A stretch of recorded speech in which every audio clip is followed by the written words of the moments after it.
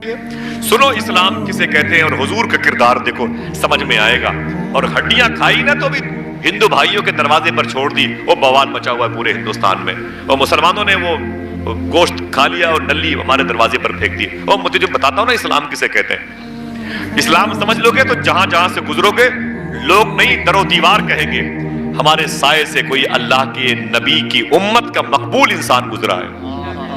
तमाशा बना दिया आपने। सुनो, हुजूर की बीवी अम्मी आयशा कहती हैं कभी कभी अजान बिलाली से पहले हुजूर घर से निकलते थे और कहां जाते थे? असहाब सुफ़ा के चबूतरे पर जाते थे। ये वो चबूतरा है जिस पर यतीम रहा करते थे, जिस पर पूरी दुनिया के सबसे गरीब तबके के लोग रहा करते थे, जिनके पास अगर पहनने के लिए कुर्ता होता था तो पैजामा नहीं होता था, और अगर पैजामा होता था तो कुर्ता नहीं होता था। इनकी तादाद 30, 50, 70 और 100 तक रहती थी। हुजूर के घर में जब कोई खाना लेके आता तो ये सारे हुजूर के गुलाम उसी घर की तरफ तकते रहते थे। हुजूर के घर में एक कटोरा पानी आ गया, दूध आ गया, रोटी आ गई, अब हमारे हिस्से में भी आएगी। हुजूर खाते नहीं थे, फरमाते असहाब सुफ़ा के चबूतरे पर मेरे आशिक बैठे, उन्हें दे दो। हम अच्छे खाने दस्तरखान पर लगाते ना तो दरवाजे में ताला बंद करके खाना खाते हैं, इसलिए खाने के साथ साथ दवाइयां भी खाते हैं। सूफी सुल्तान ये फरमाते हैं पहले के दौर में लोग बीमार इसलिए कम होते थे वो खाना खिला के खाते थे। अब के दौर में लोग बीमार इसलिए ज्यादा होते हैं कि वो खाना दिखा के खाते हैं। समझ रहे ना? वो बर्गर खा रहे हो तो होटल में बगल में खड़े होकर ठेले वाले का, और चाउमीन खा रहे हो तो दिखा, एक पेप्सी की बाटल ले ली तो कम से कम इस चौराहे से उस चौराहे तक उसे पीते हुए जा रहे हैं। मेरे भाई कितने गरीबों की आह अपने अंदर समेट रहा है। सुने इस्लाम किसे कहते हैं। हुजूर का किरदार देखें, हाथ पर को सीने पे रखें और किरदार मुस्तफा से करीब हो।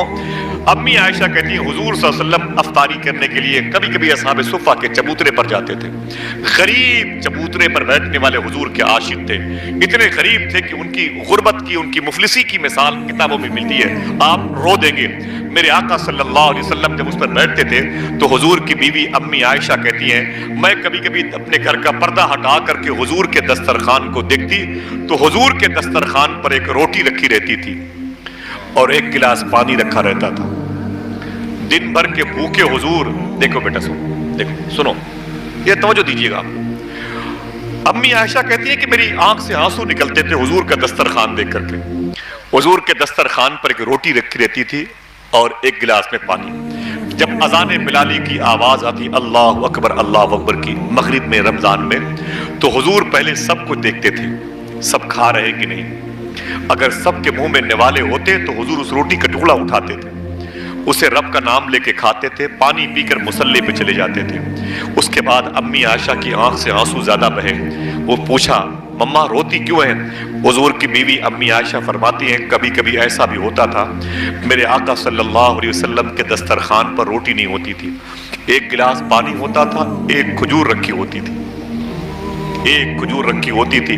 अम्मी आयशा कहती है जब अजान बिलाल की आवाज आती ना तो हुजूर उस खजूर को उठाते थे और रब का नाम लेते थे, उसे खाते थे और पानी पी करके शुक्र अदा करते हुए मुसल्ले पे चले जाते थे। उसके बाद अम्मी आयशा की जब आंसुओं की धार पड़ गई ना, अल्लाह अकबर, मालूम है क्या हुआ? अल्लाह के नबी सल्लल्लाहु अलैहि वसल्लम की बीवी हम सब की माँ फरमाती है मैं क्या बताऊं, उसने कहा मम्मा इतनी रोने की वजह क्या है? तो हुजूर की बीवी कहती है कभी कभी तो ये देख करके रोना आता था कि मेरे शौहर अल्लाह के हबीब के दस्तरखान पर न रोटी होती थी न खजूर होता था, एक गिलास पानी रखा होता था। जब बिलाल अजान देते ना तो हुजूर अपनी जेब खास से वो खजूर निकालते जो खजूर सहरी में खा चुके होते थे, उसकी गुठली हुजूर के जेब में रहती थी।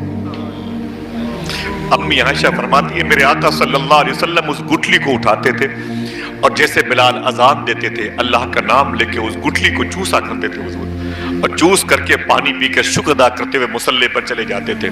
अम्मी आयशा ये कह के रोने लगी, कहती है कि एक दिन ऐसा हुआ अजान की आवाज आने वाली थी, मैं पर्दे के ओट में खड़ी थी, मेरे आका घर से चले गए थे, मैं सोचती थी रोती थी कि नबियों का सुल्तान जिसके सदके में आदम को रिसालत मिली, नबूवत मिली, जिसके सदके में मूसा और ईसा नवाजे गए, जिसके सदके में यूशा बिन नून और जुल्किफ्ल जैसे नबियों को अल्लाह ने नवाजा है, आज वो नबी कितनी बोसीदा दस्तरखान की चटाई पर बैठा हुआ है। अम्मी आयशा कहती है एक दिन हुजूर निकले ना, तो एक साहब ने कहा कि सरकार, मैंने बकी शरीफ के पीछे एक रास्ता है, उसके पीछे एक मोहल्ला है जिसे अवाली कहते हैं। उसने कहा आका, अवाली के करीब एक मुसाफिर झोला लेके टहल रहा है, अजनबी आदमी लगता है। तो खुदा की कसम अम्मी आयशा फरमाती है हुजूर ने अपने उस गुलाम से ये न कहा जाओ उसे बुला के लाओ।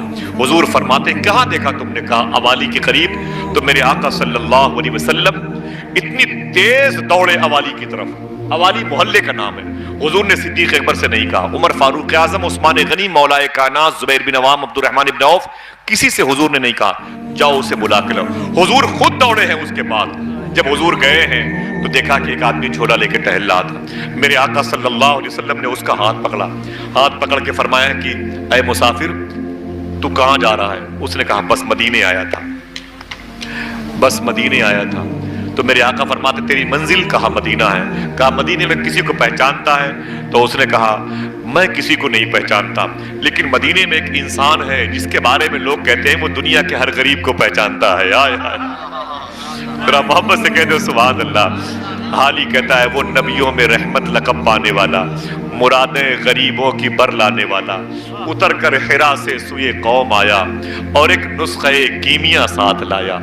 अल्लाह अकबर, अल्लाह अकबर। वो कहता है मैं तो किसी को नहीं पहचानता, लेकिन मेरे कुछ दोस्तों ने मेरे शहर में कहा था मदीने में एक इंसान है जिसे कोई नहीं पहचानता, वो भी उसे पहचानता है। खुश हो जाओ, तुम्हारे नबी की बात हो रही यार।